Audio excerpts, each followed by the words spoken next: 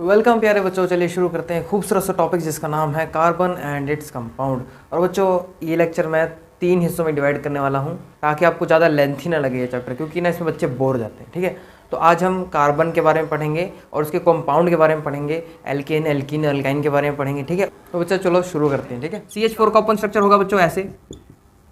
ठीक है बच्चों, चारों तरफ इसके हाइड्रोजन लग जाएंगे।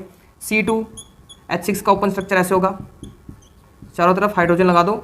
4 बॉन्ड बनाने, बस आपने याद रखो बेटा 4 बॉन्ड बनाएगा सिर्फ। ठीक है, और देखो जरा यहाँ पर 4 बॉन्ड बना दो, एक तो पहले बना हुआ है, 3 हाइड्रोजन लगा दो। हाइड्रोजन इसका दोस्त है, कभी छोड़ेंगे नहीं दोस्ती, सिंपल है ना। लाओ N की वैल्यू 3 रखो, 3 रखोगे बेटा 1 2 3 कार्बन। ये N3 रखने पे क्या होगा, 3 कार्बन। C3 H कितना हो गया, 3 2 6 और 2 8, यानी आप ऐसे लिख सकते हैं यहाँ पर C3H8।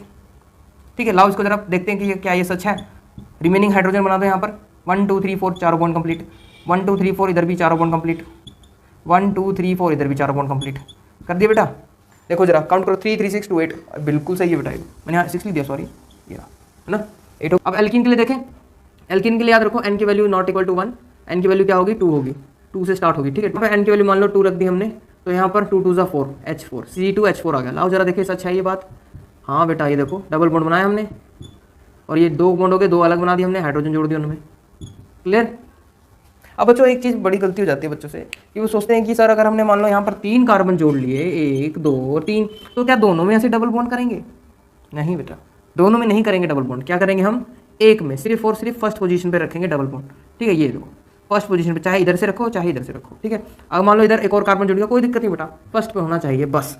अब देखो मान लो मैंने 4 कार्बन जोड़ दिए यहाँ पर, तो हाइड्रोजन फिल कर दो 1 2 2 और भर दो, 4 हो जाएंगे पूरे। 1 2 और 1 3, इस बीच वाले कार्बन के लिए देखो 1 2 3, एक और भर दो इसके साथ, 4 हो गए पूरे, है ना।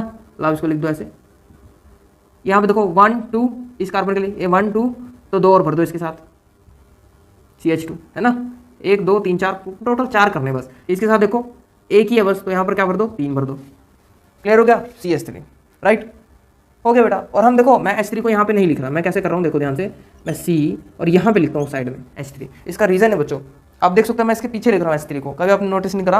हम H3 को इसलिए पीछे लिख रहे हैं क्योंकि ये जो बॉन्ड बने कार्बन कार्बन के साथ बना है, हाइड्रोजन के साथ नहीं बना, जो मैं इसको आगे लिखूंगा। ठीक है, यहाँ पर लिख देते हैं हम, क्योंकि तब भी हम यही शो करते हैं कि हाइड्रोजन कैसे बना है, ऐसे है ना, हाइड्रोजन ऐसे बना है H2। ठीक है ना, यहाँ बीच में लिखना पड़ता है क्योंकि कहीं जगह नहीं होती, इसीलिए यहाँ पर लिख देते हैं हम। लेकिन एक्चुअल में क्या है, जो जब जगह है हमारे पास तो हम इसको बाहर लिखेंगे, H3 को साथ में नहीं लिखते। ठीक है, ब्यूट, कई बच्चे से बट पढ़ते हैं बेटा, बार बार बट पढ़ते हैं, क्या करें, क्योंकि इंग्लिश लैंग्वेज में ये बट कंसीडर होता है, बट केमिस्ट्री लैंग्वेज में से ब्यूट बोलते हैं बच्चों, तो इसको आप ब्यूट। और यहाँ पर क्या है, एक डबल बॉन्ड है फर्स्ट पोजीशन पे, तो फर्स्ट पोजीशन पे क्या लिखोगे, इन, डबल बॉन्ड है ना, तो क्या बना